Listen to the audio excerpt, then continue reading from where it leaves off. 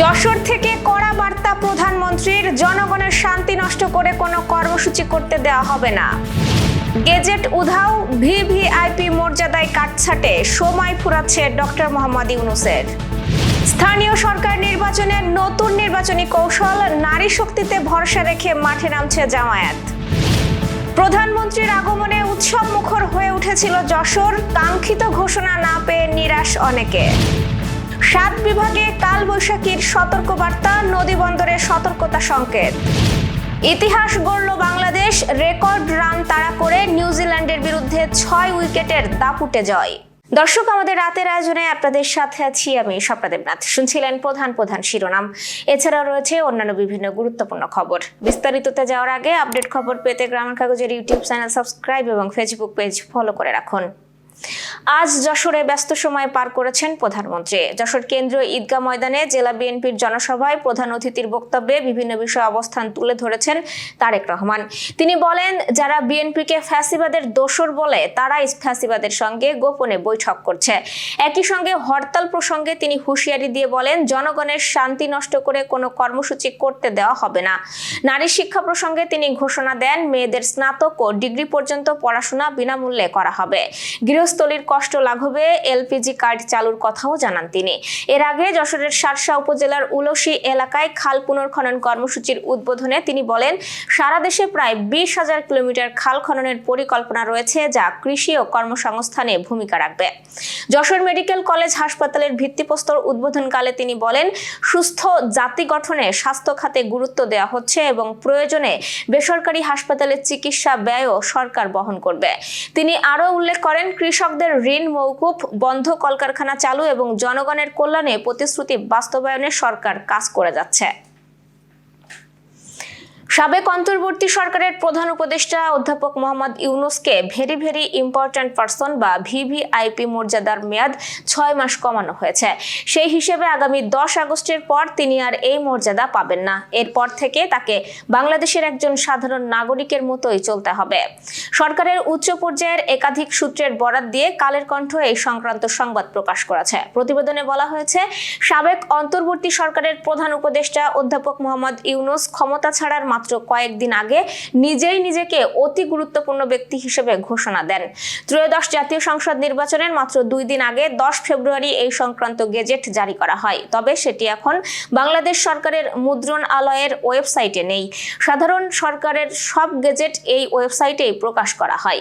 পুরানো সব গেজেটও থাকে এখানে। তখনকার প্রধান উপদেষ্টা কার্যালয়ের সচিব সাইফুল্লাহ পান্নার সই করা প্রজ্ঞাপনে বলা হয়েছিল, সরকার বিশেষ নিরাপত্তা বাহিনী আইনের ক্ষমতা বলে অন্তর্বর্তী সরকারের প্রধান উপদেষ্টা অধ্যাপক মোহাম্মদ ইউনূসকে তার দায়িত্ব হস্তান্তরের তারিখ থেকে 1 বছরের জন্য অতি গুরুত্বপূর্ণ ব্যক্তি হিসেবে ঘোষণা করেছে।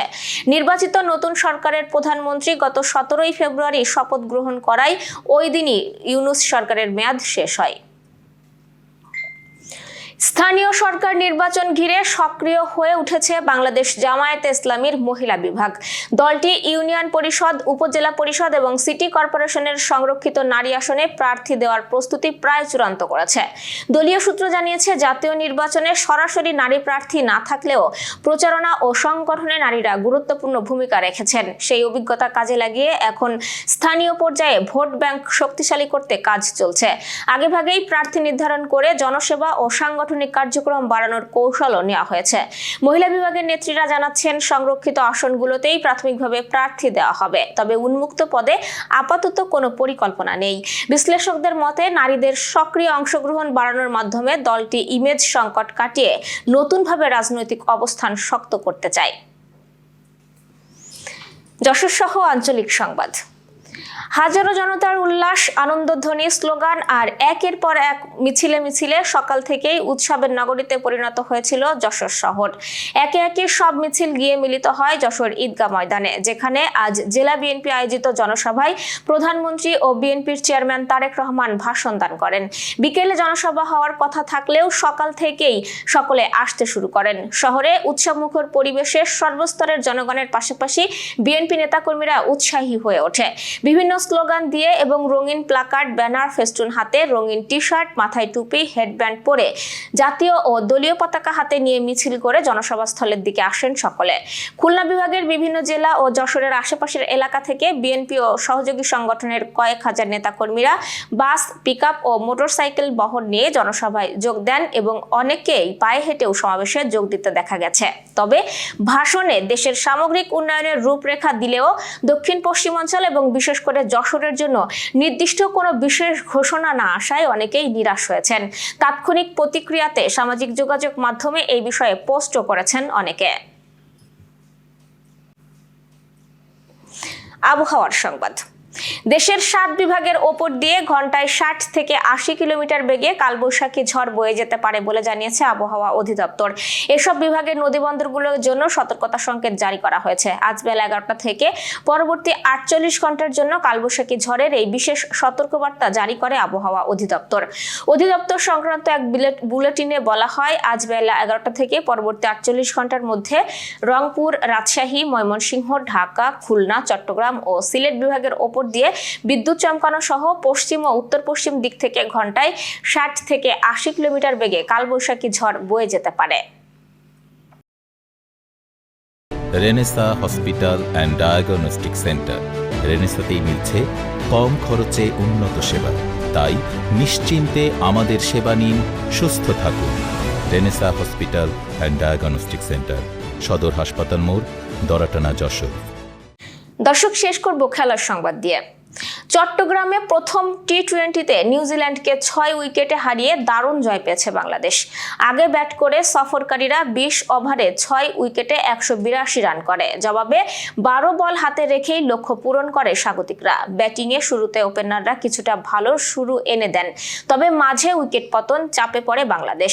সেই চাপ সামলে ম্যাচের মোড় ঘুরিয়ে দেন তাওহিদ হৃদয় ও শামীম হোসেন। হৃদয় 29 বলে অপরাজিত 51 রানের ঝলমলে ইনিংস খেলেন আর শামীম 13 বলে 31 রানের ক্যামিওতে জয় নিশ্চিত করেন। এর আগে ওপেনার তানজিদ ও সাইফ কিছু রান যোগ করলেও দ্রুত উইকেট হারিয়ে চাপে পড়ে দল। তবে মিডল অর্ডারের জুটিতে আবারও ম্যাচে ফিরে আসে বাংলাদেশ। এই জয়ের মাধ্যমে নিউজিল্যান্ডের বিপক্ষে টি-20তে সর্বোচ্চ রান তাড়া করে জয়ের রেকর্ড গড়ল বাংলাদেশ, যা দলটির জন্য একটি বড় অর্জন হিসেবে বিবেচিত হচ্ছে। নিউজিল্যান্ডের হয়ে ক্লার্ক ও ক্লেভার 51 রান করে লড়াই করলেও শেষ পর্যন্ত তা জয়ের জন্য যথেষ্ট হয়নি। বাংলাদেশের হয়ে বোলিংয়ে রিশাদ হোসেন নেন 2 উইকেট। এই ছিল রাতের আয়োজন। এরপর সকালের খবর দেখার আমন্ত্রণ জানাচ্ছি। বিদ্যুৎ ব্যবহারে সাশ্রয়ী হন এবং পানির অপচয় রোধে এবং হাম ও মশাবাহিত রোগ সম্পর্কেও সচেতন থাকুন। শুভরাত্রি।